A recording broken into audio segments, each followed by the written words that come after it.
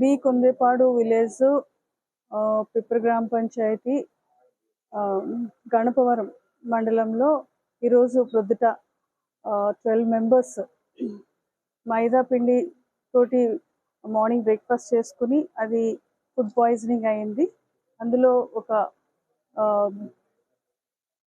2 male members ఉన్నారు, 8 female members, ఒక 2-year-old bye ఉన్నారు. వీళ్ళంతా కూడా ఇక్కడ ఇంపీరియల్ హాస్పిటల్కి తర్వాత భీమవరం హాస్పిటల్కి కూడా షిఫ్ట్ చేయడం జరిగింది. వాళ్ళంతా కూడా చాలా అన్కాన్షియస్ అయ్యి వామిటింగ్స్ అయ్యి తీసుకురావడం జరిగింది. అది వాళ్ళు తీసుకున్న ఫుడ్లో ఏదో కలిసింది అనేది మనం దాని టెస్ట్ ఫుడ్ ఏదైతే కన్జ్యూమ్ చేస్తారో దాన్ని టెస్ట్ కూడా ఇవ్వడం జరిగింది.